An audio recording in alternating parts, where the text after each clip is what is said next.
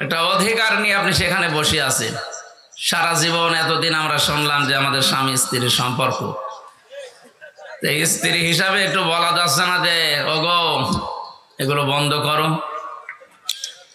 একেবারে শুনতে না চায় যে রাতের বেলা কি করেন, কি কিছু করা যায় না, এমন ভাবে ধরবে। আছেন তো আপনারা দুইজন, একজন স্বামীর বাড়ি, একজন দোলা ভাইয়ের বাড়ি, কি আরামে আছেন? অন্তত দুইজন দুই দিক থেকে বলবেন না আল্লাহর ঘর মসজিদ ভাঙা যাবে না। বাংলাদেশে কোনো মন্দির ভেঙে মসজিদ বানিয়েছে শুনিয়েছেন কোনোদিন? দেখেছেন? অথচ এগুলো এখন আমরা দেখতে পাচ্ছি। এরপরও ট্রাম্প সাহেব আসার পরে এরা দুই বোন মিলে বিভিন্ন জায়গায় এখন এই মিথ্যাটা ছড়াচ্ছে সিম্পিতি পাওয়ার জন্য বিশ্বের মডলদের, যে আমরা নির্বাচিত ছিলাম, আমাদেরকে উৎখাত করা হয়েছে। এটা ডাহা মিথ্যা কথা। আপনি নির্বাচিত ছিলেন এই কথা শয়তানও বিশ্বাস করবে? আমার মনে হয় ঘোড়াকেও যদি কেউ বলে যে 15.5 বছরে যারা ছিল ওরা কি নির্বাচিত, ঘোড়াও মনে হয় হাসবে। একটা কথা বললে নির্বাচনই তো হয়নি, তা নির্বাচিত হয় কি করে? কথা বলে না কেন? সুতরাং 8 সাল থেকে 24 সাল পর্যন্ত যতগুলো নির্বাচনের নামে প্রহসন হয়েছে জনগণের সাথে, এর দ্বারা যারা এমপি, এর দ্বারা যারা মন্ত্রী, এর দ্বারা যারা উপজেলা চেয়ারম্যান, এরা পোস্টারে যেন না লিখে যে সাবেক এমপি, সাবেক মন্ত্রী। আপনি লিখতে পারেন সাবেক চোর, এতটুকু লিখার ক্ষমতা দিয়েছি যে আপনি লিখবেন এখন থেকে সাবেক চোর। আর যেগুলো দিনের ভোট রাতে করে ফেলেছে তারা লিখবেন সাবেক ডাকাত। আপনি এর ছাড়া অন্তত এই বৈধ শব্দ লিখতে পারেন না যে সাবেক এমপি, সাবেক মন্ত্রী। কে আপনাকে ভোট দিয়েছে বলেন? আপনাকে ভোট কেউ দিয়েছে? আমি নিজে দেশের নাগরিক, কই আমার 33 বছর বয়স, অন্তত 18 বছর থেকে তো ভোট দিলেও 3 বার দেওয়া যায়, একবারও দিতে পারলাম না। একবার 154 জন একেবারে বিনা ভোটে, আর একবার দিনের ভোট আপনি রাতে করে ডিক্লেয়ার দিয়ে দিলেন।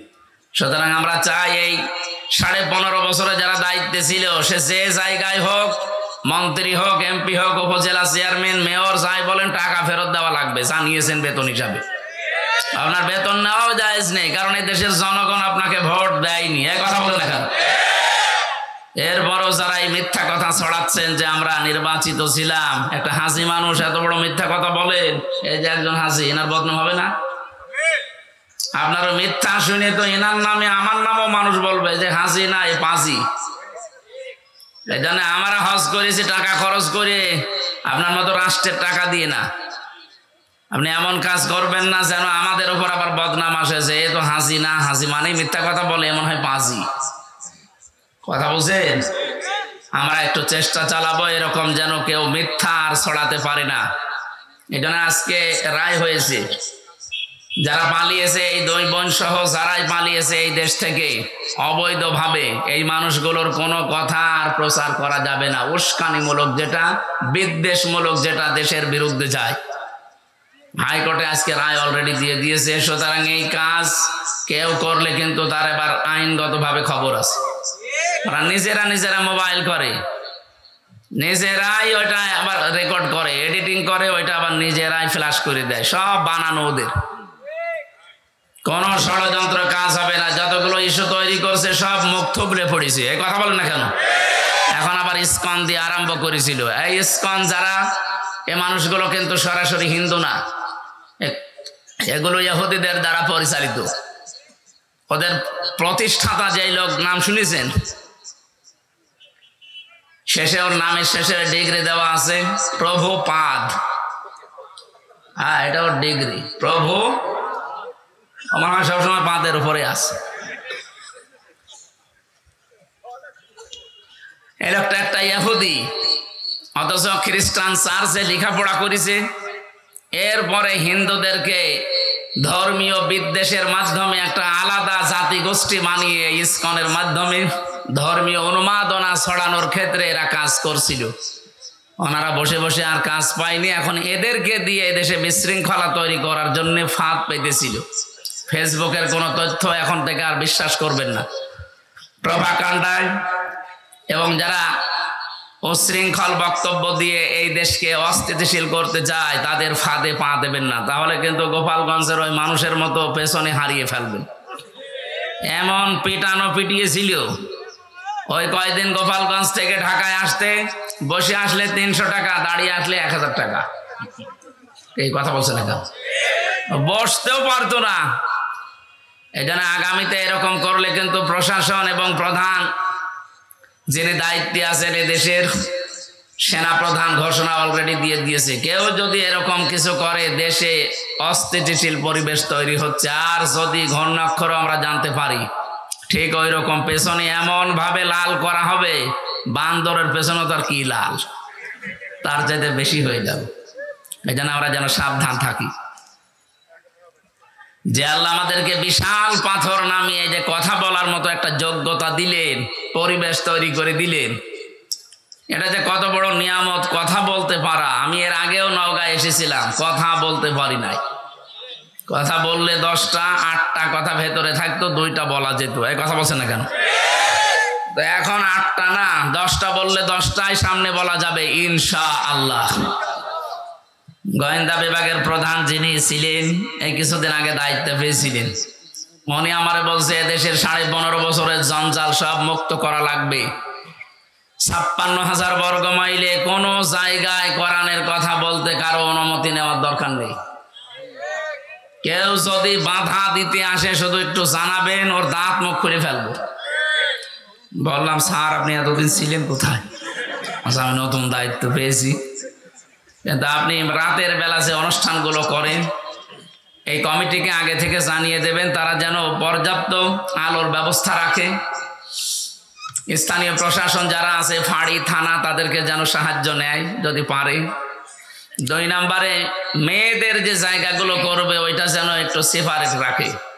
তাদের প্রসাব পায়খানা, নামাজের ব্যবস্থা, চলাফেরা, এটা যেন নিরাপদ হয়। এই 2টা বিষয় কমিটিকে বলে দেবেন। আমি এটা বলেছি, এরপরও আজকে বললাম, সারা দেশে এটা রেকর্ড হয়ে ছড়িয়ে যাচ্ছে। যারা রাতের বেলা অনুষ্ঠানগুলো করবেন এই 2টা শর্ত মানবেন। দিনের বেলা তো অন্তত আলো লাগে না, কিন্তু মেয়েদের একটু পরিবেশটা নিরাপদ করে দেবেন, যেন কোনো পুরুষ মানুষ ওখানে দায়িত্বে না থাকে, কারণ ওটা একটা ফরজ কাজ। পর্দা কি বলেন না কেন? এই ফরজ বিধান লঙ্ঘন হলে আপনি শুনতে এসেছেন কোরআন, লাভ হবে, গোনা হয়ে যাবে। আর যেন মেয়েদের সেই জায়গায় দিয়েছেন, কোথায় মেয়েরা, কোথায়? এই জায়গায়। ঠিক আছে। যে আল্লাহ আমাদেরকে কোরআনে কারিমের কথা শোনার জন্য এতক্ষণ ধৈর্য দিলেন। আমি 3টার সময় উঠতাম, আপনারা জানি শহরের পর থেকে বসে আছেন। আসলে কালকে রাতের বেলা রাত 3:45 আমার স্টেজে দিয়েছে। ফজরের আজান দিল 5টায়, তখন আমি নামলাম। তো বলেন আমি ঘুমাবো কখন? আর কোথায়? সে টাঙ্গাইল নাগরপুরে একটা, পাবনা আটঘরিয়ায় একটা, এরপরে টাঙ্গাইল কালীহাতি একটা। এই 3টা করতে গিয়ে কালকে এক রাতে আমার জীবন শেষ হয়ে গেছে। প্রশ্ন আসতে পারে, এত নেওয়ার দরকার কি? এত নেওয়ার দরকার কি? আজকে নিয়েছেন কোন কারণে? হ্যাঁ, আমি এত পারি না, আপনারা ছাড়েন না। আল্লাহু আকবার। এরকম হয়ে যাচ্ছে আমার এদিকে একেবারে জীবন শেষ হয়ে গেল। 3 বছর ওরা জেলে রেখে যা করেছে, আমার শরীরে কিছু আছে, এমনি আমার শরীর চলে না, তারপরে আবার যে অবস্থা। এই জন্য আমি দুঃখ প্রকাশ করছি, এসে আমার শরীর আর পারছিল না, আমি ঘুমিয়ে পড়েছিলাম ঘন্টাখানিক। এই কারণে বললাম যে আসরের নামাজটা একটু আগে পড়ে নেবেন, 3:30 বা 3:45 পড়েই যেন আমরা উঠতে পারি। আমরা ঠিক সেইভাবেই করছি, অন্তত মাগরিব পর্যন্ত চালাবো ইনশাআল্লাহ। আজকের একটা গ্রাম নিয়ে কথা বলবো, কোরআনে কারিমে আল্লাহ যেটা আমাদেরকে শোনাতে চেয়েছেন, বাংলাদেশের সাথে মিলবে ইনশাআল্লাহ। কোরআন যারা শুনতে আসলেন খুশি হয়ে বলেন আলহামদুলিল্লাহ। দরুদ আর সালাম পড়ছি আমাদের নবী মুহাম্মদুর রাসূলুল্লাহ সাল্লাল্লাহু আলাইহি ওয়াসাল্লামের প্রতি। নবীজির মাধ্যমে যে কোরআনে কারিম পেয়েছি, সূরা নমল 51-52 2টা আয়াতের কিছু কথা বলার পরে আমরা তাফসিরে প্রবেশ করব। এটা আমাদের জন্য খুব জরুরি। আল্লাহ রাব্বুল আলামিন বলেন, ফানজুর কাইফা কানা আকিবাতু মাকরিহিম আন্না দাম্মারনাহুম ওয়া কওমাহুম আজমাইন। হে নবী, আপনি নজর করে দেখেন যে মানুষগুলো ষড়যন্ত্র করেছিল, আমি আল্লাহ তাদের এই ষড়যন্ত্রের পরিণাম কি করেছি। আন্না, আমি নিজে, ওয়া দাম্মারনাহুম ওয়া কওমাহুম আজমাইন, তাদের ষড়যন্ত্রের যে 20 দাঁত আমি নিজে ভেঙে দিয়েছি, আমি ধ্বংস করে দিয়েছি তাদের জাতি পর্যন্ত। যে জাতি নিয়ে এতদিন পর্যন্ত ভুয়া একটা মিথ্যা জনগণের মাঝে যে আমরা মুক্তিযোদ্ধার দল, পুরা মিথ্যা কথা। এ কথা যারা বলতো আপনি তাকান তো তাদের ভেতরে মুক্তিযোদ্ধাকে, তার বাবা এক জায়গায় ছিল আটক, 2 বোন আর এক জায়গায় ছিল, তাদের পরিবারে একটা দেখান যে সে মুক্তিযোদ্ধা। একটা পেয়েছিল বিআই, সে তো রাজাকার। এ কথা বলছে না কেন? একটা বিআই পেয়েছিল রাজাকার না? আপনি ফরিদপুরে যান, তার বাবা যে একেবারে কমান্ডার ছিল রাজাকারের, সেটা প্রমাণ আছে। নুরু মিয়া, আপনার বংশে কেউ নেই, আত্মীয় স্বজনের ভেতরে কেউ নেই, কিসের জন্য ভুয়া তুলেছিলেন যে মুক্তিযোদ্ধার দল। মুক্তিযোদ্ধার যিনি দায়িত্বে ছিলেন শহীদ প্রেসিডেন্ট জিয়াউর রহমান, তার নাম বললে মানায়। আপনি ধারে কাছে নেই, ওখানে বসে বসে শুধু আগুন বাগুন খেয়েছেন, আর আন্দাজে এই মিথ্যা বলি ছড়িয়ে দেশের মানুষকে ধোঁকা দিয়ে একটা বোকা বানিয়ে রেখেছিলেন। কথা বলেন না কেন? এখন যারা বড় বড় নেতৃত্ব দিচ্ছে দেশে, বিএনপি বলেন, জামাত ইসলাম বলেন, তারা বলছেন আপনি একটা দেখান যে মুক্তিযোদ্ধার সময় আপনার দলের একটা লোকের ভূমিকা ছিল। এদের স্বাধীন হোক আপনারা চাননি। হ্যাঁ, ভারত থেকে মুক্ত হওয়ার জন্য ওই সময় দেশ 2 টুকরা হয়ে যায়, পাকিস্তান আর ভারত। ভারত ষড়যন্ত্র করে পরবর্তীতে পাকিস্তান থেকে আমাদেরকে আলাদা করে দেয়, কারণ আমাদের শক্তি যেন খর্ব হয়ে যায়। ওরা পাকিস্তান থেকে আমাদেরকে 1 টুকরা করে দিয়ে যদি ওরা বন্ধুত্বের দাবি করে, সারা জীবন নাকি ওরা আমাদের বন্ধু। ওরা আমাদের কি? ওরা আমাদের বন্ধু। ওরা নিজেরা বলে যে আমরা তোমাদেরকে আলাদা করে একটা আদি স্বাধীন রাষ্ট্র দিয়েছি, তা আমরা 7 সিস্টারের মাধ্যমে আপনাদেরকে আরো 6 ভাগ করে দিচ্ছি। আপনি 1 ভাগ করে যদি বন্ধুত্বের দাবি করেন, আমরা কয় ভাগ করছি? 6 ভাগ করে দেব, অসুবিধা নেই। আপনাদের বড় বন্ধু না আমরা? বন্ধু প্রতিবেশী এই আচরণ করে মানুষ। ওদের সাথে যতগুলো বর্ডার আছে দেখেন, প্রত্যেক জায়গায় মায়ের খায়। পাকিস্তানে মায়ের খায়, এই কথা বলেন না কেন? চীনে মায়ের খায়, নেপালে মায়ের খায়, মায়ানমারেও মায়ের খাচ্ছে, ভুটানে মায়ের খায়, আফগানিস্তানের একটা সরু গলি আছে ওদের দেশের সাথে, ওখানেও গেলে মায়ের খায়। শুধু আমাদেরকে মারে। এই জন্য এই মায়ের খাওয়া আমাদের বন্ধ হয়ে গেছে, এখন বন্ধ হবে ইনশাআল্লাহ। দেখছেন না সবাই ঐক্যবদ্ধ হয়ে গেছে। আপনারা যত ঝামেলা করবেন এই দেশ তত মজবুত হবে ইনশাআল্লাহ। এদেশে আর দলমত থাকবে না, এদেশে এখন সবাই এক, আমরা সবাই মজলুম। কথা বলেন না কেন? যেন কিচ্ছু হয়নি, যারা যা করছে উস্কানিতে পা দেওয়া যাবে না। আলিফ, সাইফুল ইসলাম আলিফকে হত্যা করার পরে একটা ষড়যন্ত্রের জাল বিছিয়েছিল, দেখলো না এখানেও হালে পানি নেই। এদেশের মানুষ এত সংযম, এত ধৈর্যের পরিচয় দিতে পারে। শুধু এরকম না, যত বিষয় সামনে আসবে কোনোটাই পা দেওয়া যাবে না। ধৈর্যের সাথে যদি মোকাবেলা করতে পারি না আমরা, আর এখন যেভাবে ঐক্যবদ্ধ হচ্ছে জাতি, আজকেও ডক্টর ইউনূস প্রত্যেক ধর্মের গুরু যারা তাদেরকে ডাক দিয়েছেন, প্রত্যেক ধর্মের, সে মুসলমান বলেন, হিন্দু বলেন, খ্রিস্টান বলেন, বৌদ্ধ বলেন, মুশরিক বলেন, যারাই আছে দেশে সবার গুরু যারা তাদেরকে ডাক দিয়ে ঐক্যবদ্ধ করার চেষ্টায় আছে। লোকটার মাথায় কিন্তু বুদ্ধি আছে, দেখিছে? এসে এক হুমকি দিয়েছিল, এখনো পর্যন্ত ওদের ঘুম আরাম হয়ে গেছে। বলেছিল বাংলাদেশ যদি শান্তিতে না থাকে 7 সিস্টারও শান্তিতে থাকবে না। গত পরশু দিনের টকশো দেখেননি? আপনারা তো এসব খেয়াল রাখেন না, আপনারা তো আল্লাহর ওলি। 45 মিনিট আমি দেখছিলাম, আমি ঢাকাতে ছিলাম, 7 জন হিন্দু মিলে পাগল হয়ে গেছে ডক্টর ইউনূসের এই একটা কথা নিয়ে।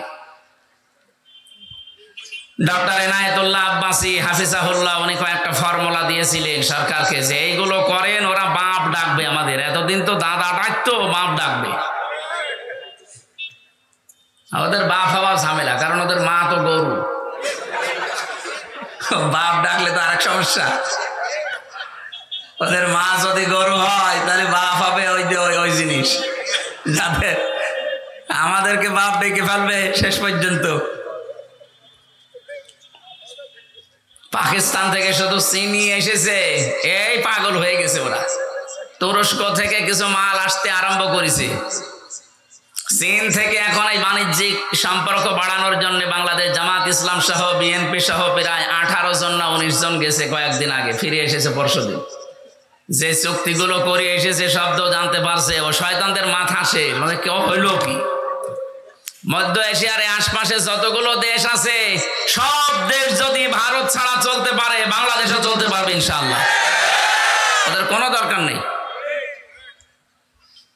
শুধু বাংলাদেশের এই 18 দল বাদ দিয়ে, না কয় দল যেন 14 দল, এই 14 দল বাদ দিয়ে আমরা যারা আছি সবাই মাজলুম। সবাই কি? আর মাজলুমের কোনো দল নেই। এ দেশের জন্য আমরা সবাই এক। এই কথা বলেন না কেন? ভারতের সব জাতি মিলে যদি দেশের জন্য এক হয়ে যেতে পারে, ওরা অন্যায় করছে তারপরেও এক, আর আমরা ন্যায়ের পথে এক থাকতে পারবো না মানে? ওয়াতাসিমু বিহাবলিল্লাহি জামিয়া, সবাই এক হও, এ নির্দেশ কার? না এর ভেতরে যদি কেউ ফাটল ধরায় বিভিন্ন ইস্যু তৈরি করে, বুঝবেন এটা জাতির বেঈমান। সে যেই হোক, এখনো পর্যন্ত অনেক ইসলামী নাম নিয়ে, অনেক আলেম ওলামা পীরের নাম নিয়ে জাতির ভেতরে এখন ফাটল ধরানোর চেষ্টায় আছে যে না ওরা আকীদা ঠিক নেই, ও বিএনপির জিয়াকে মানে, ও জামাত ইসলামের মওদুদিকে মানে, এই সমস্ত কথা বলে অনেকে ফাটল ধরাবে, ওর দাঁত সামনাসামনি খুলে ফেলবে। এখন আমার দেশ থাকছে না, ও ফতোয়া দিচ্ছে কোন কার কি বিশ্বাস ঠিক নেই। ওগুলো আগে পরে, আগে আমার দরকার এই দেশটা শান্ত করার। কথা বলেন না কেন?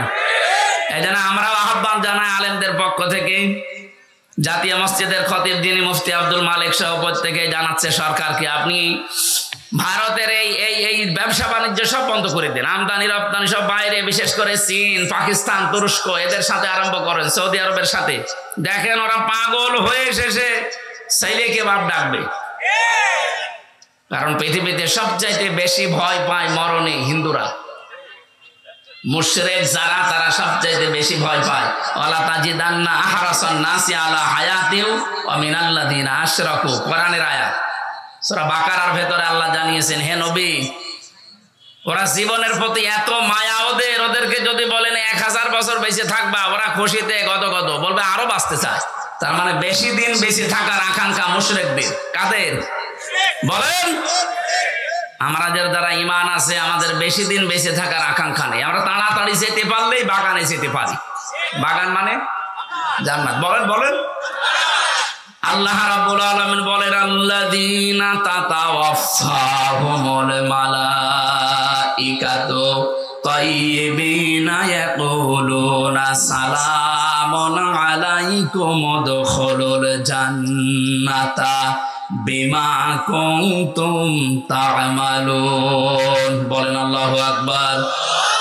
সূরা নাহাল 14 নম্বর পারার 9 নম্বর পৃষ্ঠা 13 নম্বর লাইনের 32 নম্বর আয়াতে আছে, আপনি যখন মরণের বিছানায় আছাড় খেয়ে পড়বেন, ফেরেশতারা আসবে, বলবে আল্লাহর বান্দা, জীবনটা পবিত্র করে রেখেছিলে এই ঝঞ্ঝা বিক্ষুব্ধ পৃথিবীতে, যেখানে সবাই গুনার কাজ পাল্লা দিয়ে করে, সেখানে নিজেকে বাঁচানোর জন্য, পবিত্র রাখার জন্য বহু চেষ্টা তুমি করেছিলে।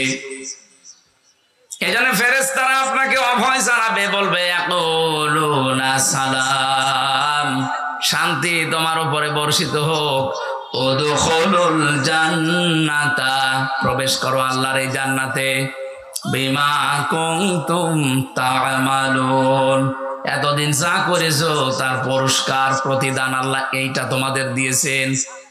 এই জন্য আমরা জীবনকে যারা পবিত্র রাখতে চাই, এই পৃথিবীতে এত গুনার লাইন গুলো খোলা আছে, স্রোতের মতো মানুষ গা ভাসিয়ে দিচ্ছে। কঠিন পরিস্থিতিতে আমরা যারা এখনো আমাদের চরিত্রের উপরে টিকে আছি, আমাদের ইমানের উপরে, মরণের বিছানায় যখন আছাড় খেয়ে পড়বেন, দেখবেন অবশ্যই ফেরেশতা এসে জান্নাত দেখাবে। গতকালকে কুমিল্লায় বাংলাদেশ জামাত ইসলামীর একটা কর্মী সম্মেলন ছিল। সভাপতির বক্তব্য শেষ হওয়ার পরেই মাইকে ঘোষণা দিচ্ছে 8টা দামি মোবাইল এবং একটা টাকা ভর্তি মানি ব্যাগ পাওয়া গেছে। যাদের হয় প্রমাণ দিয়ে এটা নিয়ে যাবেন। পৃথিবীর ইতিহাস পাল্টিয়ে ফেলেছে। আপনি দেখান তো বাংলাদেশে কোন সমাবেশের পরে ঘোষণা দেওয়া হয় যে মোবাইল পাওয়া গেছে 8টা? আমি তো আজ পর্যন্ত দেখা দূরের কথা শুনিও নাই। কথা বলেন না কেন? যারা গিয়েছিলেন মানুষ না, এদের ভেতরে লোভ নেই, লালসা নেই। জীবনটা এমন ভাবে তারা পবিত্র তৈরি করছে, এমন ভাবে চরিত্রকে অর্জন করছে, বানাচ্ছে, এগুলো পাওয়ার পরেও সে মানুষগুলো মানুষের হাতে পৌঁছিয়ে দেওয়ার জন্য ব্যস্ত। যার হারানো জিনিস ফিরে পাওয়ার পরে যে মানুষগুলো ফেরত দিতে ব্যস্ত থাকে, এদের কাছে যদি আপনি এদেশের কোনো কিছুর দায়িত্ব দেন, 1 টাকাও এদিক ওদিক হবে না। আমরা এরকম চরিত্রবান মানুষ চাই দেশে। কথা বলেন ঠিক কিনা? এগুলো যদি কেউ না করে তার পরিণাম কি হবে? ফাতিলকা বুয়ুতুহুম খাবিয়াতাম বিমা যালামু। এদিকে তাকান। যারা আরবি গ্রামার বোঝে, এখানে ফা দিলেন আল্লাহ বক্তব্য শুরু করার আগে। ফা 19টা অর্থে আসে। আল্লাহ যেন এভাবে কুদরতি আঙ্গুল দিয়ে দেখাচ্ছে, ফাতিলকা বুয়ুতুহুম, বাইতুনের বহু বচন বুয়ুত। আল্লাহ বলেন, হে নবী, এই সেই ঘর, এই সেই, ভালোভাবে মিলান, এই সেই ঘর, খাবিয়াতাম বিমা যালামু, আল্লাহ উজাড় গৃহ বানিয়ে দিয়েছেন, পরিত্যক্ত করে দিয়েছেন, জনশূন্য করে দিয়েছেন তাদের জুলুমের কারণে। এটা নাযিল হয়েছে 1500 বছর আগে। এর উদ্দেশ্য হযরত লূত নবী আলাইহিস সালামের জামানায় যারা সমকামী ছিল তাদের। এখন আমি আয়াতটা বাংলাদেশে 2024 সালের 5 আগস্টের সাথে মিলিয়ে দেখলাম, মিলিয়ে গেছে। আল্লাহ যেন হাত দিয়ে বাংলাদেশের দিকে ইশারা দিয়ে দেখাচ্ছে, জনগণ একটু দেখ, এই সেই ঘরগুলো, এই সেই জালেমদের ঘর, যেখানে বসে ওরা জুলুম করতো, ফোন দিয়ে আটতো, মানুষকে মিথ্যা মামলা দিয়ে, মিথ্যা সাক্ষী দিয়ে, জেলে দিয়ে আনন্দ করতো। এই সেই ঘরগুলো একটু তাকিয়ে দেখ। খাবিয়াতান, আমি উজাড় গৃহ বানিয়ে দিয়েছি, জনশূন্য করে দিয়েছি, পরিত্যক্ত করে দিয়েছি এই ঘরগুলো। এর প্রমাণ আমার কুষ্টিয়ার হানিফের বাড়ি। এমন সময় কারেন্ট গেল, কি করেন কি?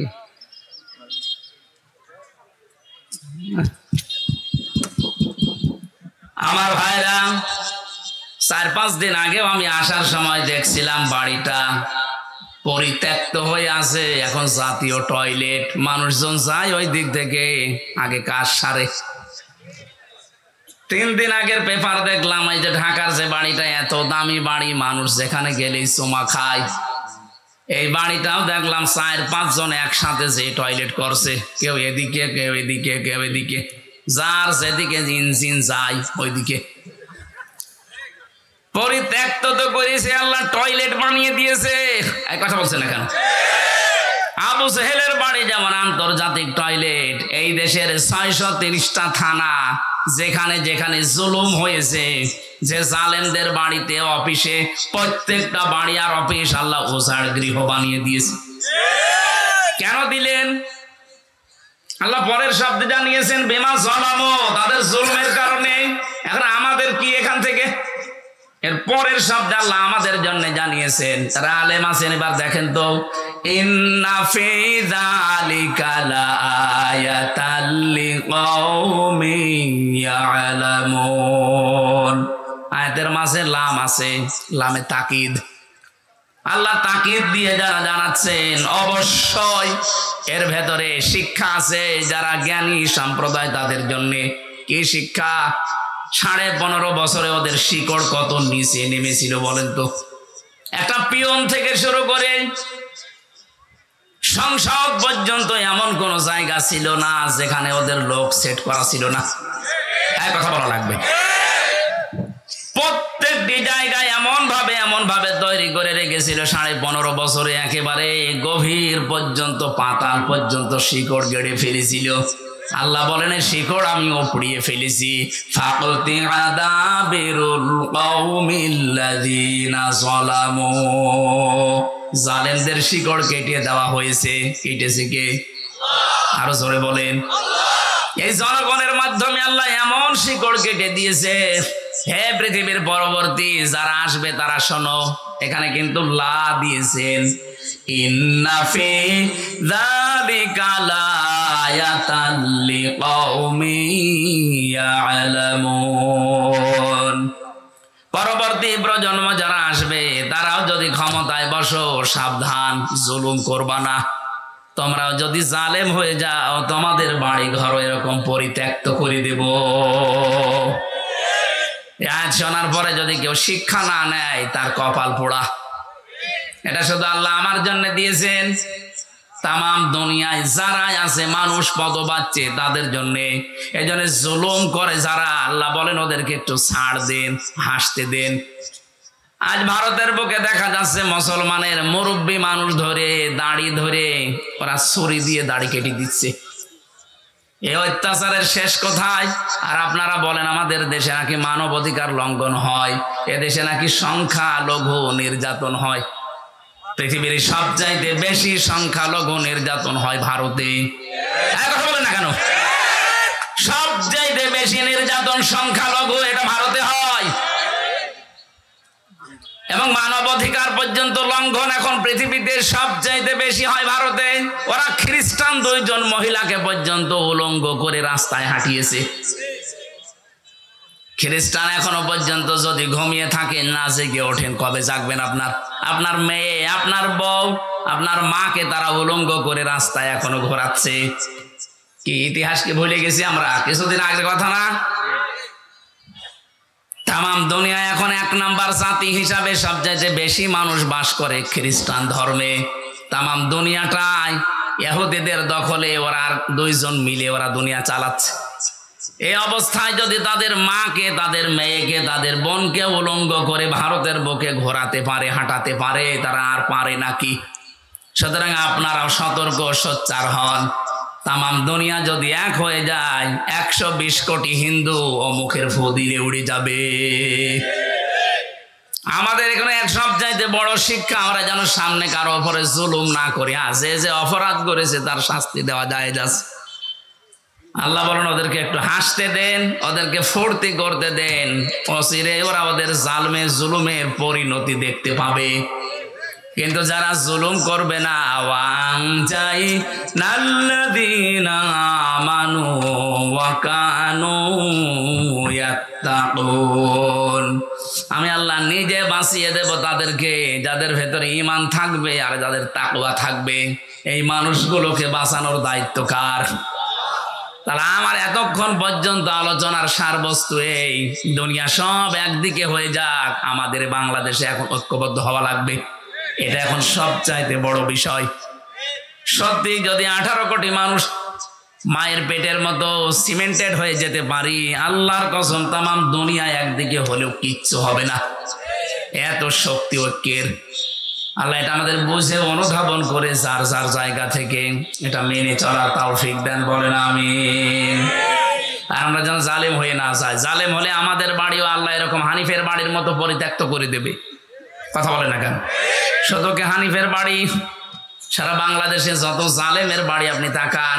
এই নওগাঁ, আমি নাম নিলাম না, যাদেরকে দাপট ছিল দেখেছেন, কোথায় তারা? কই সে বক্ক চেয়ারম্যান কই? পাওয়া যাচ্ছে না খুঁজে। মজুমদার সাহেবকে দেখলাম শরীর টলাতে জ্বলাতে যাচ্ছে, আর মানুষ ঘৃণা ভরে তার দিকে তাকাচ্ছে।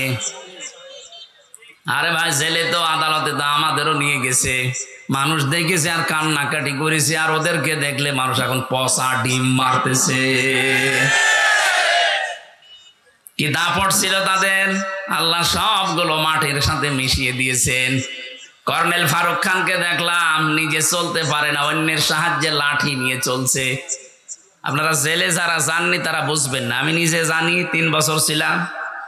জেলের ভেতরে যদি সত্যি আরামে থাকতে চান, বাইরে থেকে আপনার টাকা পাঠানো লাগবে, নয়তো আপনি আরামে থাকতে পারবেন না। ওখানে কেউ কারো না। ওদের যে অবস্থান দেখলাম, ওদের টাকা পাঠাবে কে? কারণ যারা পাঠাবে তারাই তো পালিয়েছে। কথা বলে না কেন?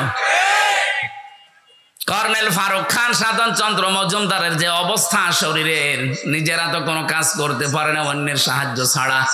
বাইরে থেকে যদি টাকা পাঠানো বন্ধ হয়ে যায়, ও ভেতরে যে অবস্থা, ও নিঃশ্বাস বন্ধ হয়ে মরে যাবে। কিচ্ছু করা লাগবে না, শুধু যোগাযোগ বিচ্ছিন্ন করে দেবে আমাদের মতো। আমরা তো কোরআন শরীফ পড়তে পারতাম, কোরআন নিয়ে ব্যস্ত থাকতাম, ও শয়তানরা তো কোরআনও পড়তে পারে না, এমনি মরে যাবে টেনশনে।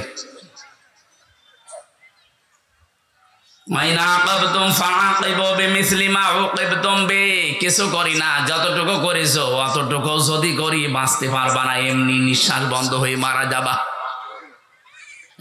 আমি আবার বলছি আমরা যারা সামনে যাবো চেয়ারে, সে যেই হোক, আমরা যেন জালেম হয়ে না যাই।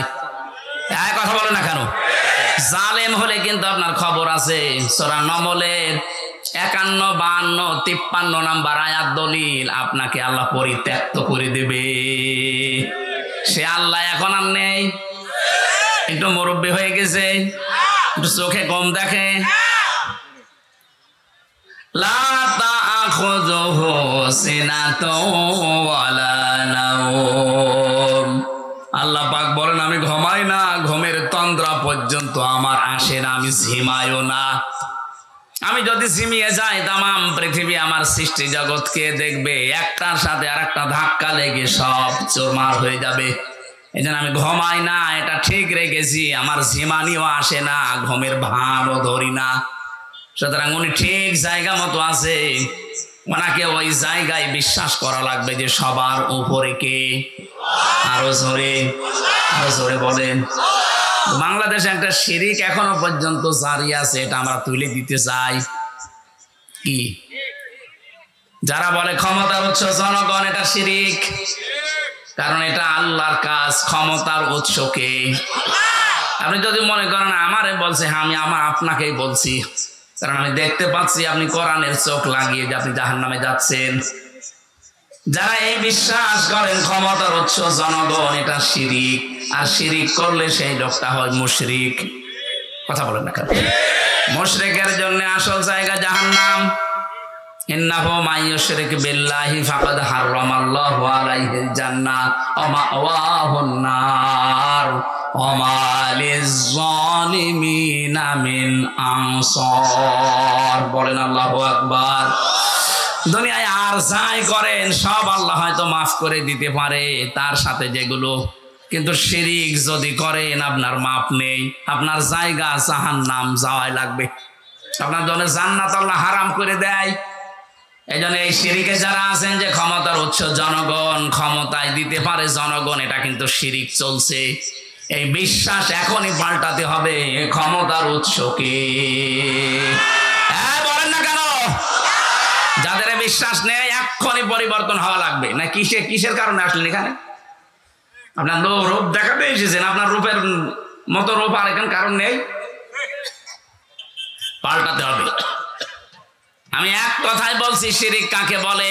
আল্লাহ যেটা পারে ওইটা অন্য কেউ পারে, এই বিশ্বাস করার নাম শিরিক। কথা বলছেন? আল্লাহ যেটা পারে ওইটা অন্য কেউ পারে, এই বিশ্বাস করার নাম। আরো জোরে বলেন, বলেন। এখনো পর্যন্ত কার ভেতরে বিশ্বাস আছে বলেন তো যে ক্ষমতার উৎস জনগণ? হাত তোলেন তো। নওগাঁ কি সব আল্লাহর ওলি হয়ে গেছে? মুশরিক যারা সব পালিয়েছে? না, আপনি যে দল করেন, কিন্তু এই বিশ্বাস করা লাগবে আপনি মনে প্রাণে যে ক্ষমতার উৎস জনগণ নয়, ক্ষমতার উৎস কে? যদিও শুনতে ছোট মনে হচ্ছে, আর কি, আরে আর কি মানে? এইটাই তো আপনার জান্নাত জাহান্নামের গ্যারান্টি। আপনার ইমানই যদি ঠিক না থাকে জান্নাত যেতে পারবে?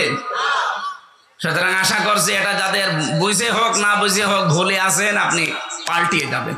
আমি সূরা নাহাল 14 নম্বর পারা 19 নম্বর পৃষ্ঠার 1 নম্বর লাইনের 112 নম্বর আয়াত, একটা আয়াত পড়েছি। লক্ষ লক্ষ হাদিসের একটা হাদিসের 4 ভাগের 1 ভাগ পড়েছি।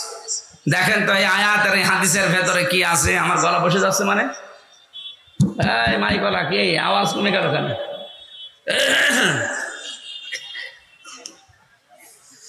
জবান ছেড়ে কোরআনের সোনালী আয়াত আগে একবার একটু পড়েন। আউযু বিল্লাহি মিনাশ শাইতানির রাজিম। বিসমিল্লাহির রহমানির রহিম। ওয়া দরাবাল্লাহু মাসালান ক্বরিয়াতান কানাত আমিনাতাম মুতমাইন্না ইলা আখিরি আয়া। কোন সূরা বললাম যেন? নাহাল। নাহাল বলেন।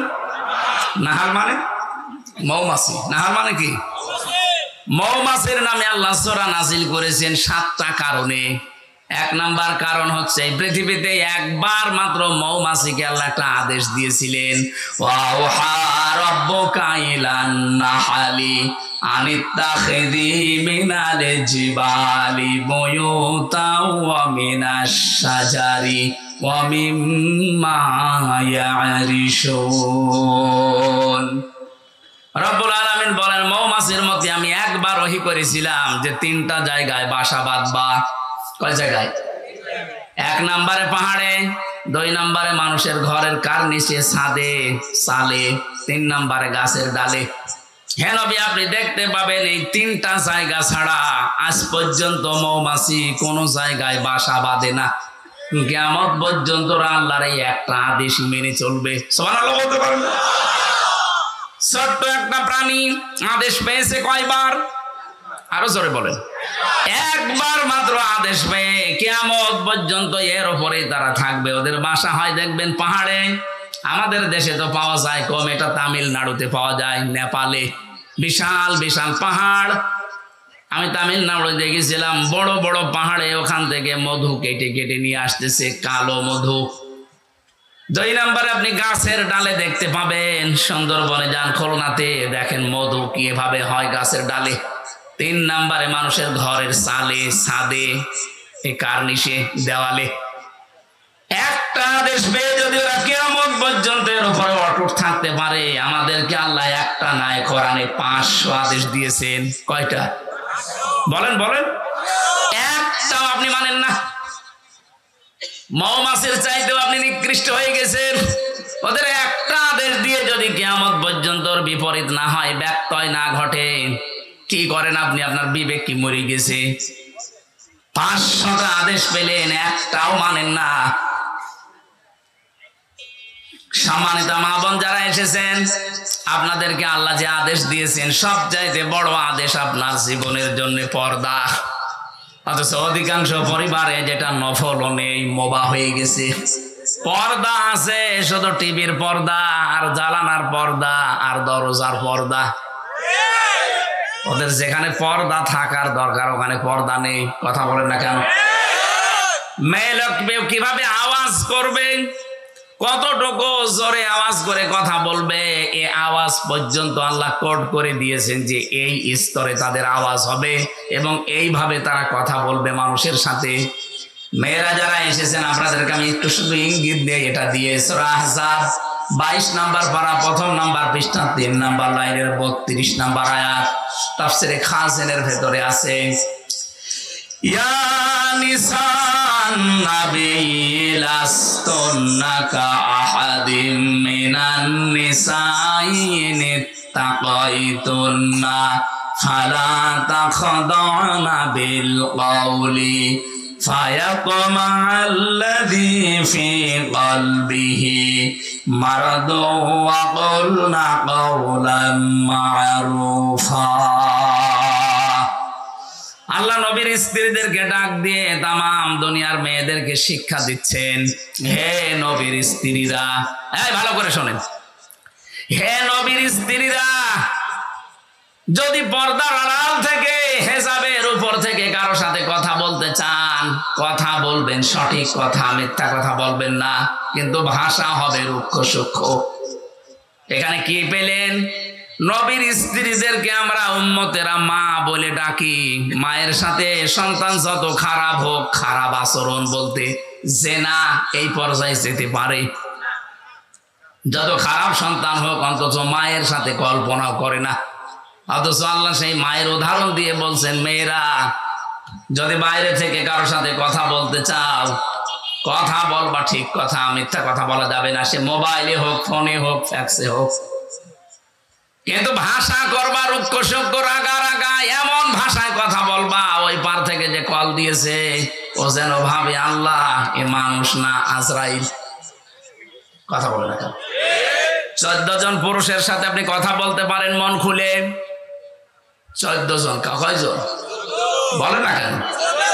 একজন আপনার বাবা, এটা ওই পাতানো বাবা না, আপন বাবা।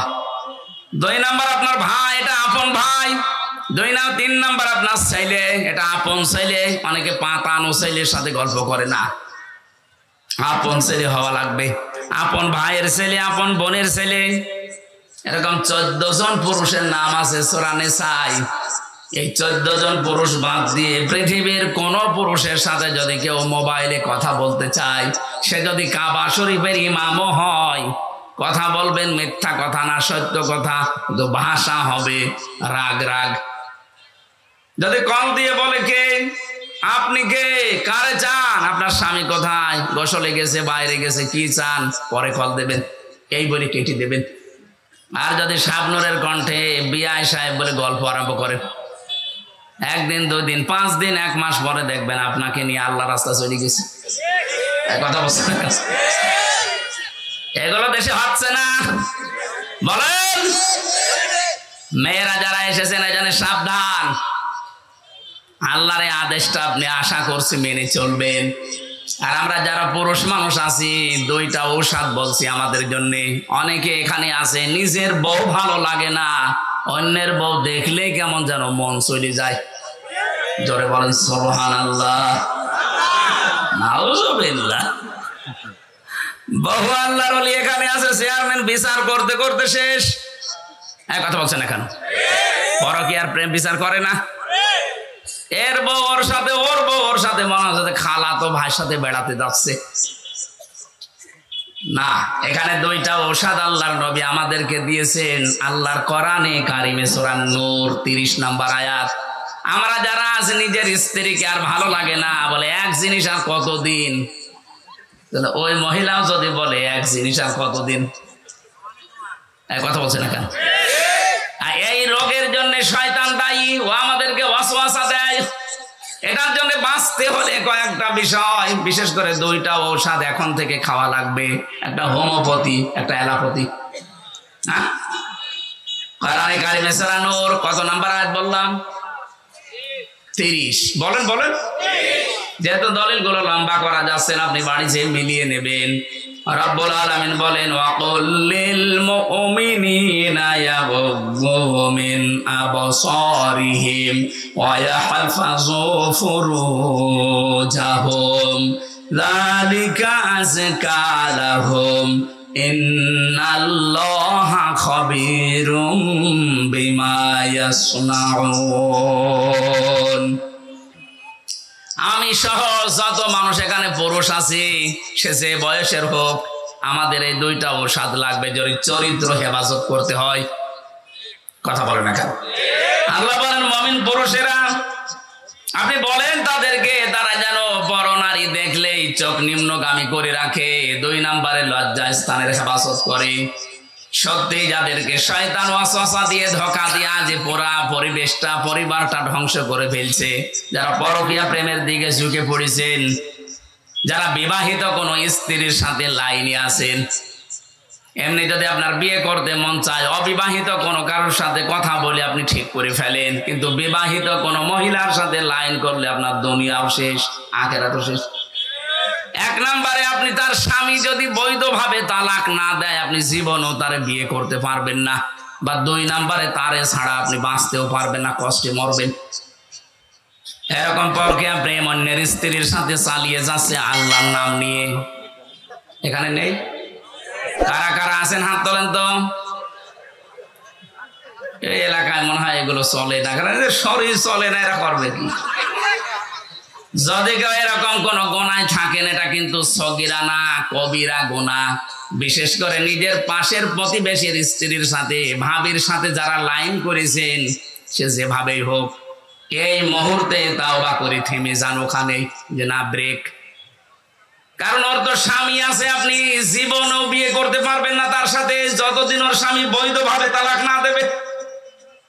আবার তারে ছাড়া আপনি থাকতেও পারবেন না, আপনার কষ্ট হবে। এই জন্য আপনাকে আমি বাঁচার জন্য বলছি লাইনটা কেটে দিন। এখনই ওদের মোবাইল নাম্বার ডিলিট করা লাগবে। যাদের অন্য জায়গায় লাইন আছে মোবাইল নাম্বার এক্ষুনি ডিলিট করে দেবেন। সে হোয়াটসঅ্যাপ হোক, ইমোতে হোক, মেসেঞ্জারে হোক আর নাম্বারে হোক, এক্ষুনি ডিলিট করা লাগবে। কারা কারা এগুলো করবেন হাত তোলেন তো। কোন এলাকায় বাস দিয়েছেন? শব্দ বলি বসে আছে। আলহামদুলিল্লাহ। সম্মানিত মা বোনেরা, আপনার এই স্বামীরা এ মানুষ না, এসব ফেরেশতা। এরা এক নারীতে আসক্ত। আলহামদুলিল্লাহ। এই ঔষধ মনে হয় আপনারা খাচ্ছেন। 14 জন নারী বাদ দিয়ে আপনার এই চক্ষুকে নিম্নগামী করে রাখা লাগবে। যত সুন্দরী, যত পরিমণি সামনে আসুক না কেন, 14 জন। নিজের আপন মা, নিজের আপন বোন, আপন খালা, আপন ফুফু, নিজের আপন মেয়ে, পুত্রবধূ, এরকম 14 জন মহিলা বাদ দিয়ে যারা সামনে আসবে না, ওইটা আমার জন্য আর দেখা যায় না। সঙ্গে সঙ্গে চোখ নিম্নগামী করা লাগবে, এটা আল্লাহর নির্দেশ। 2 নম্বরে লজ্জা স্থানের হেফাজত করা লাগবে। ভারত বহু চেষ্টা চালিয়েছিল পিন আপ করা পত্রিকা, আকাশ সংস্কৃতির নামে বিভিন্ন উলঙ্গ অর্ধ উলঙ্গ ছবি, সিনেমা, থিয়েটার দিয়ে আমাদের লজ্জা স্থান যেন ধ্বংস হয়ে যায়, পারে নাই। কথা বলেন না কেন? হাজার হাজার লক্ষ লক্ষ ওয়েবসাইট থেকে বিভিন্ন কন্টেন্ট এখন যিনি তথ্যর দায়িত্বে আছে নাহিদ ইসলাম, উনি সরিয়ে ফেলার চেষ্টায় আছে। ছোট মানুষ তো একা একা আর কি করবে। যারা আছি আমরা নিজেরা সচেতন হব। বাইরে দেখা যেটা জায়েজ নেই, মোবাইলে কম্পিউটারে ওটা দেখা জায়েজ নেই। এ কথা বলছেন না? যখনই আসবে সামনে মনে করবেন না আল্লাহ আমাকে দেখছে, ফেরেশতারা লিখছে, আজরাইল পেছনে দাঁড়িয়ে আছে, যে কোনো সময় আমাকে ধরতে পারে। এই 3টা জিনিস যদি সামনে থাকে, যত রকমের মন আপনার যেদিকে যাক আপনাকে ফিরিয়ে রাখতে পারবে ইনশাআল্লাহ। কিন্তু আপনার মনটা শক্ত করা লাগবে। আপনি যদি মনের উপরে কন্ট্রোল আনতে না পারেন না, আপনাকে এই উলঙ্গ ছবি, সিনেমা, থিয়েটার থেকে আপনাকে কেউ বাঁচাতে পারবে না। হয়তো আপনার মায়ের ভয়ে, চেয়ারম্যানের ভয়ে সামনাসামনি করলেন না, কিন্তু গোপনে এমন জায়গা আছে যেখানে বাধা দেওয়া আল্লাহ ছাড়া আর কেউ নেই। কথা বলে না কেন? আমি সহ যারা এসেছি, আমাদের চরিত্রকে যদি পবিত্র রাখতে হয়, পরিষ্কার করা লাগে, নিরাপদ করতে হয় চরিত্র, অবশ্যই যেটা সামনে দেখা যায় যাচ্ছে, এটা মোবাইলে দেখা যায় যাচ্ছে। যেটা সামনে দেখা যায় নেই, নিজে দেখলে আনন্দ পান আর অন্য কেউ দেখলে আপনার লজ্জা লাগে, এই মুহূর্তে ওইটা ডিলিট করে দিন, নয়তো আপনার কবিরা গোনা হচ্ছে অল টাইম। এরকম জিনিস মোবাইলে নেই। আমি কথা বোঝাতে পেরেছি? নিজে দেখলে আনন্দ লাগে, অন্য কেউ দেখলে আপনি লজ্জা পান, এমন কোন কন্টেন্ট, এমন কোন সিন, সিনারি, নাচ গান হোক, সিনেমা হোক যদি থাকে, এক্ষুনি ভাই ডিলিট করা লাগবে। ভাই মাহফিল শুধু শুনতে আসে না। এখন যদি লজ্জাও পান মোবাইল বের করতে, বাড়ি যাওয়ার আগেই ডিলিট করে দেবেন। কারা কারা করবেন হাত তোলেন। আপনার বাটন মোবাইল আপনি হাত তুলেছেন কোন কারণে? হ্যাঁ, আপনার ও ছাতায় কি আছে? আলহামদুলিল্লাহ, এ মুরব্বীর মোবাইলই নেই। ও সবসময় আল্লাহ রসুল নিয়ে আসে, ওর মোবাইলই নেই। আলহামদুলিল্লাহ। এবার আসেন আমরা সেই গ্রামের দিকে যাই। মৌমাছিকে একটা আদেশ পেয়ে যদি ওরা ব্যত্যয় না ঘটায়, সারা জীবন পালন করে। আমাদের আল্লাহ আদেশ দিয়েছেন কয়টা? 500। কত বলেন বলেন? একটা এবার চলছে। অবরাবাল্লাহু মাসালান ক্বরিয়াতান কানাত আমিনাতাম মুতমাইন্না। আল্লাহ বলেন আমি উদাহরণ দিলাম, দৃষ্টান্ত দিলাম একটা গ্রামের। তাফসিরে গ্রামের নাম মক্কা শরীফ লেখা আছে। মক্কা কি? মক্কার নাম লেখা আছে বাক্কা। এই গ্রামের উদাহরণ আল্লাহ দিয়েছেন। আজকের সাবজেক্ট হচ্ছে পৃথিবীতে যে ধরনের গোনা করবে, ওই গোনাটা আল্লাহ তুলে নেবে, নিয়ে ওই ধরনের আযাব আল্লাহ তার উপরে পাঠাবে। আমি বোঝাতে পারিনি? আপনি যে ধরনের অপরাধ করবেন, এই অপরাধটা আল্লাহ তুলে নেবে, আবার ওইটাই আপনাকে শাস্তি গজব আকারে পাঠাবে আপনার প্রতি। এজন্য আমরা এমন কোন গুনার কাজ যেন না করি যে ওইটা উঠেছে আবার আমার উপরে উল্টা নাজিল হয়। যেদিন মেরাজে যাচ্ছিলেন নবী, যেটা ইবনে কাসিরে আছে, বিশ্ব নবী বলেন জিবরাইলের সাথে যখন যাচ্ছিলাম, হঠাৎ দেখি আকাশ থেকে পিপিলিকার মতো কি নামতেছে, কালো কালো। জমিন থেকে কি যেন উঠতেছে। ডাক দিয়ে বললাম, ইয়া আখি জিবরাইল, হে ভাই জিবরাইল, এগুলো কি ওঠে আর কি নামে? ফেরেশতা বলে, হে রাসূল, এগুলো আপনার উম্মতের গোনা পাপ, এগুলো উঠতেছে। দুনিয়ায় যে যে ধরনের পাপ করে এগুলো উঠতেছে, আর ওই যে নামেছে ওগুলো আল্লাহর গজব হয়ে নামতেছে। আয়াতের প্রমাণ দিয়েছেন আল্লাহ সূরা রুমের 41 নম্বর আয়াতে, যাহারাল ফাসাদু ফিল বাররি ওয়াল বাহর বিমা কাসাবাত আইদিন নাস লিয়ুযীকাহুম বা'দাল্লাযী আমিলু লাআল্লাহুম ইয়ারজিউন। রব্বুল আলামিন বলেন, জলে স্থলে যে বিপদ আপদ মুসিবত গুলো আসে একটাও আমি পাঠাতে চাই না, সব তোমাদের হাতের কামাই করা। আমি আল্লাহ এগুলো পাঠাই কেন জানো?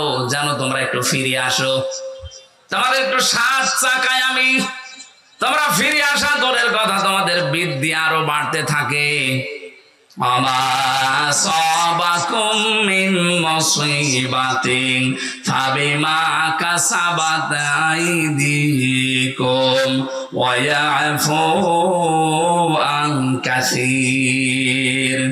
সূরা শুরার 30 নম্বর আয়াত আল্লাহ জানিয়েছেন, যত অপরাধ করো সবগুলোর শাস্তি যদি আমি আল্লাহ দুনিয়ায় পাঠাতাম, শ্বাস ফেরার সময় পেতে না, অধিকাংশই তো মাফ করে দেই। অল্প কিছু কিছু আযাব গজব তোমাদের কাছে আসে, এগুলো তোমাদের হাতের কামাই করা পাপের ফসল। আল্লাহ এই গ্রামের উদাহরণটা দিয়েছেন এই কারণে, এমন একটা নিরাপদ শহর ছিল, সেখানে মানুষ নিশ্চিন্তে এবং নিরাপদে বাস করত। আপনি দেখেন এই দেশের সাথে না মানুষ ওঠাউঠি করেন, কি সমস্যা? কি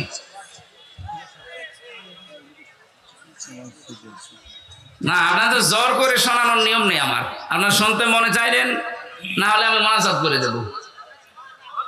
হ্যাঁ বলবো, মানে নিয়া কি মারেন পেটে চলে গেছে কোন কারণে?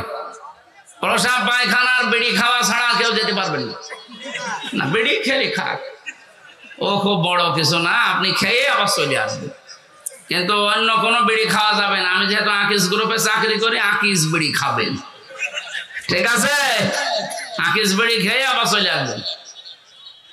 যান, ওই যে একটা যাচ্ছে, তাড়াতাড়ি আসবা, যা দেখে তোর কাছে বিড়ি আছে কিনা।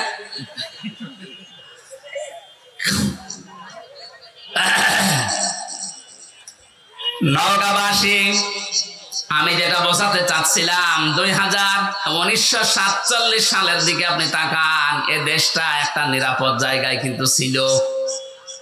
আল্লাহ পাক বলেন, কানাত আমিনাতাম মুতমাইন্নাতান, দুইটা জিনিস সেই জায়গায় সেই দেশে ছিল। এক নম্বরে আমিনাতান নিরাপদ, 2 নম্বরে মুতমাইন্নাতান নিশ্চিন্ত। ওখানে বাস করে মানুষ নিরাপদ এবং নিশ্চিন্তে। হঠাৎ বিশ্বের একটা ষড়যন্ত্র ধাক্কা লেগে 47 সালে আমাদের সাথে ভাগ হয়ে গেল। আমার দাদারা কথা বলে না কেন?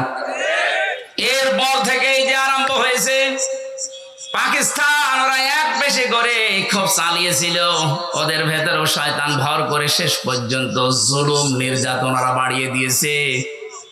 আল্লাহ রাব্বুল আলামিন 71 সালে আমাদের দেশটাকে অনেকগুলো জীবনের ইজ্জতের মাধ্যমে দেশটা আমাদের দিলেন। রাব্বুল আলামিন বলেন, ইয়াতিহা রিজকুহা রাগাদাম মিন কুল্লি মাকান, তাদের কাছে রিজিক আসতো, জীবন উপকরণ আসতো বিভিন্ন সাইড দিয়ে। এখানে আমি সাইডের কথা তাফসীরে পেয়েছি, ইয়েমেন, সিরিয়া, আশপাশে যে দেশগুলো আছে, ওখান থেকে আল্লাহ ব্যবসায়িক মাধ্যমে বিভিন্ন কায়দায় তাদের কাছে মাল, জীবন উপকরণ বলতে যা লাগে সব পাঠাতেন রিজিক হিসাবে। আমাদের কাছেও বেশ আসছিল সারা বিশ্বের 257টা রাষ্ট্র এখন পৃথিবীতে। 47-এর আগের ইতিহাস একটু পড়ে এনে দেশটা কিন্তু ভালোই চলছিল। ফাঁকা ফারাত বিআনউমিল্লাহ, আল্লাহ বলেন, ওরা যখন আমার নিয়ামতের সাথে কুফরি করলো। এখানে নিয়ামতের 2টা বর্ণনা আছে। 1 নম্বরে আসল নিয়ামত হচ্ছে আল্লাহর বিধান, 2 নম্বরের নিয়ামতের নাম মুহাম্মাদুর রাসূলুল্লাহ। ওরা যখন বিভিন্ন উপকরণ রিজিক পাওয়ার পরও আমার পাঠানো বিধান এবং আমার রাসূলের সাথে কুফরি করা আরম্ভ করেছে, আমি আল্লাহ তাদের পোশাক পরিয়ে দিয়েছি মজা চাকানোর জন্য। লিবাসাল জুই ওয়াল খাউফি, 1 নম্বরে ক্ষুধা দারিদ্রে, 2 নম্বরে ভয়। এই যে দুর্ভিক্ষের পোশাক, ক্ষুধার পোশাক এবং ভয়ের পোশাক পরিয়েছিলাম, বিমা কানু ইয়াসনাউন, তারা যা করতো এর কারণে। এবার আসেন আমরা এই দেশের সাথে আজটা মিলে, এটা তো মক্কা শরীফের সাথে। ওই জামানায় যখন আল্লাহর বিধান ওরা মানে নাই, আল্লাহর পাঠানো নিয়ামত রাসূলুল্লাহ, লাকাদ মান্নাল্লাহু আলাল মুমিনিনা, পৃথিবীতে আল্লাহর নবী মুমিনদের জন্য একটা নিয়ামত। একটা কি? এই নিয়ামত ওরা না মেনে যখন জুলুম, অত্যাচার, নির্যাতন এমনকি দেশ থেকে তাড়িয়ে দিয়েছে। এখন তো নবী নেই, নবীর ওয়ারিস আছে। এই 15.5 বছরে নবীর ওয়ারিসদের সাথে আপনি যা করেছেন, এই কারণে এই বিপদগুলো আল্লাহ দিয়েছে। দুর্ভিক্ষ বলেন, ভয় বলেন, এই যে এখন বিভিন্ন ষড়যন্ত্রের ভয় চলছে, এগুলো সব আলেমদের সাথে খারাপ ব্যবহারের পরিণাম। ওই জামানায় তারা নবীর সাথে করেছিল, এই জামানায় নবীর ওয়ারিসদের সাথে করছে। কি করেছেন বলেন তো 15.5 বছরে? বিশেষ করে অন্য জাতি বাদ দিলাম, আলেমদের সাথে। আমি ছোট হয়ে খাটো হয়ে যাই হয়ে আমার নামের আগে একটা আলেম লেখা আছে। কোন কারণে এরকম আচরণ করলেন আপনারা? আপনি 11 ঘন্টা আমার টাঙিয়ে রাখলেন, 11 ঘন্টা মাথায় দড়ি দিয়ে আপনি টাঙিয়ে রাখলেন, আমার শরীর চলে না, পায়ে ডান্ডা বেড়ে দিয়ে, পেছনে হাত হ্যান্ডকাপ দিয়ে বেঁধে, অথচ কিছুই করে নাই। নিজেরাই বলছিল যে আপনার কোনো দোষ নেই, আমরা জানি, এগুলো করেন কেন? করলেন, এরপরে জেলে দিয়ে দিলেন। যদি জেলখানায় যারা যায় ওরকম থাকতাম, আমার কিছুই হইতো না। কিন্তু জেলের কন্ডেম সেলের ভেতরে, ফাঁসির কন্ডেম সেলে 24 ঘন্টা তালা লাগিয়ে আবার সিসি ক্যামেরা দিয়ে রাখতেন। মাওলানা মামুনুল হকের পাশে ছিলাম, এই কারণে আমার উপরে রাগটা আরো বেশি। আল্লাহ মনে হয় কপালে রেখেছিল এটা। এত জায়গা ছিল, কত জায়গায় ঘুরতে পারতাম, কিন্তু ওনার কাছে যে পড়েছি, ওনার উপরে যা, আমার উপরও তাই। হাসিনার যেহেতু রাগ ছিল ওনার উপরে, ওর পাশাপাশি থেকেছি, নামে নামে জমে টানে, ওর পাশে থেকে আমার ঝামেলা বেশি হয়েছে। কিন্তু লোকটা ভালো মানুষ, বাবা ভালো, লোকটাও ভালো। আমি 3 বছর তার কাছে ছিলাম এক ঘরে। সত্যি কথা বলছে যে কোরআন শরীফ সামনে নিয়ে, লোকটা ভালো মানুষ। আমি সাক্ষী দিচ্ছি যে মামলাগুলো তার নামে মিথ্যা দিয়েছেন, তার স্ত্রীর নাম নিয়ে, সবগুলো বানোয়াট।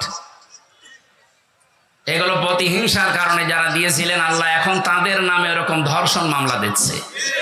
দেখেন তার বিরুদ্ধে যারা ছিল, আল্লামা সাইদির বিরুদ্ধে যারা ছিল, সবার চরিত্র এখন জাতির কাছে প্রকাশ হয়ে যাচ্ছে। যাদের চরিত্র যাই থাকে, এদের চরিত্র কি গো? এ তো শয়তানও এত নিচে নামে না, অন্যের বউ নিয়ে আল্লাহু আকবার বলে চালাচ্ছে। এই যে দরবেশের যে দ্বিতীয় বউটা, এটা কার বউ? এক ব্যবসায়ী বউ। একটা স্বামী যদি ভালোভাবে কোনো স্ত্রীকে তালাক না দেয়, কেউ যদি জোর করে কারো বউ নিয়ে সংসার করে, যতদিন সংসার করবে জেনা করবে। এক কথা বলে না কেন? একটা হাদিস শোনেন, এটা হযরতে আনাস থেকে বর্ণিত। বিশ্ব নবী জানিয়েছেন 3টি বস্তু মুমিনের চারিত্রিক গুণাবলীর অন্তর্ভুক্ত। যারা আমরা ঈমানদার দাবি করি, এই চরিত্র আমাদের মাস্ট বি লাগবেই। 1 নম্বরে,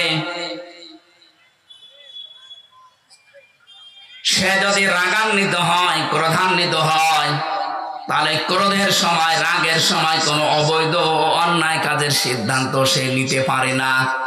অথচ দেখেন এই 15.5 বছরে একটা মহিলা যত সিদ্ধান্ত নিয়েছে সব রাগ করে নিয়েছে। আলেমদের প্রতি বলেন, জালেমদের প্রতি বলেন, যাই করেছে সব একক সিদ্ধান্তে রাগ করে করেছে। এটা মুমিনের চরিত্র না। এই চরিত্র যদি কেউ অর্জন করে, যে রাগের সময় যা হয়, রাগের সময় সিদ্ধান্ত নেয়। এখানে যারা স্বামী আছেন, আমি সহ, রাগ হলে স্ত্রীর সাথে কোনো ঝামেলায় জড়াবেন না। কথা কাটাকাটি করা, মোবাইলে গালি দেওয়া, সব বন্ধ। দরকারে মোবাইলের সিম বন্ধ করে রাখবেন। 24 ঘন্টা এভাবে পার করেন, শয়তান আপনার থেকে ধোঁকা সরিয়ে নেবে। কিন্তু রাগের সময় শয়তান কিন্তু ধোঁকা দিয়ে বোকা বানিয়ে ফেলে। কথা বলে না কেন? উনি এসে এক সিদ্ধান্ত এককভাবে নিয়েছেন এই 15.5 বছর, আর আলেমদের প্রতি যে সিদ্ধান্ত নিয়েছেন সবগুলো রাগ করে। 2 নম্বরে, যখন সে খুশি হয়, তখন সে খুশি হয়ে তাকে হকের সীমা লঙ্ঘন সে করতে পারে না। আজ আমরা যারা বিজয় পেয়ে আনন্দে আছি, খুশি আছি, আমরা যেন হকের যে সীমানা এটা পাল্টিয়ে না ফেলি। আগস্টের ৫ তারিখের পর থেকে অনেকে খুশির ঠেলায় আনন্দে চাঁদাবাজি আরম্ভ করেছে। কথা বোঝে নাকি? আন্দাজে ঠিক বল। খুশি হয়েছেন কিন্তু হকের সীমা লঙ্ঘন করা যাবে না। হ্যাঁ, আপনি অত্যাচারিত হয়েছিলেন ঠিক আছে, কিন্তু ওটা তো আপনি আল্লাহর উপরে ছেড়ে দিয়েছেন। ৩ নম্বরে, অপরের জিনিস যার উপর আপনার কোনো অধিকার নেই, ক্ষমতা থাকা সত্ত্বেও সেখানে হস্তক্ষেপ করা যাবে না। বাইহাকি শরীফের হাদিস। অন্যের বউ, এটা কি আপনার অধিকার আছে? কথা বলে না কেন? অথচ দরবেশ অন্যের একজন বউ ওকে টক শোতে ডাক দিয়েছিল। ওর নিজের কোনো অধিকার নেই, কিন্তু ক্ষমতা খাটিয়ে তার বউকে জোর করে নিয়ে আল্লাহর রাস্তায় সংসার করছে। এরকম বহু মানুষের চরিত্র এখন ধরা পড়ছে। কথা বলেন না কেন? এই যে মুমিনের ভেতরে ৩টা গুণ থাকতে পারে না। আল্লাহ আমাদেরকে যেন এই হাদিসটা মেনে চলার তৌফিক দেন, বলেন আমিন। আর আগের সময় সিদ্ধান্ত নেবেন না, কোন বিষয় পেয়ে খুশি হলে সীমা লঙ্ঘন করবেন না। ৩ নম্বরে, যার উপর আপনার অধিকার নেই এটা জোর করে ক্ষমতা খাটিয়ে অধিকার আদায় করবেন না। আল্লাহ রাব্বুল আলামিন বলেন, আমার নবীর উপরে, আমার বিধানের উপরে ওই মানুষগুলো হস্তক্ষেপ করেছিল, কুফরি করেছিল। ফাকা ফারাত বিআনউমিল্লাহ। এই জন্য এমন পোশাক তাদেরকে পরিয়ে দিয়েছি, মজা সাকাতে লিবাসাল জুই ওয়াল খাউফি। ১ নম্বরে ক্ষুধার পোশাক, ২ নম্বরে ভয়ের পোশাক। তাফসিরে ইবনে কাসিরের ভেতরে 2টা শব্দের খুব ব্যাখ্যা, প্রায় ২৭টা ব্যাখ্যা দেওয়া আছে। আমাদের যতটুকু সময় নিয়েছিলাম আমার মনে হয় সময় কভার করবে না। রাতের বেলা কোথায় আছে? হ্যাঁ, নওগাঁ আছে রাতের বেলা। এখান থেকে কয় কিলো হবে? এই আয়াতের পরবর্তী যে শব্দগুলো লিবাসাল জুর ওয়াল খাউফ, এই 2টা শব্দের ব্যাখ্যা করব। যদি ওখানে আমি রাত কয়টায় চলবে? 8টায়। আমি 8টায় উঠবো নওগাঁয়। সময় যদি পান ওখানে যান। আজকের মতো আর বলছি না। আমিন, আল্লাহুম্মা আমিন। লা ইলাহা ইল্লা আনতা সুবহানাকা ইন্নী কুনতু মিনাজ জালিমিন। ও মাবুদ, যেভাবে আরম্ভ করেছিলাম, আমরা যদি এখনো 2-3 ঘন্টা বলতাম কেউ চলে যেত না। কোরআনে কারীম শোনার জন্য মানুষগুলো এত পাগল।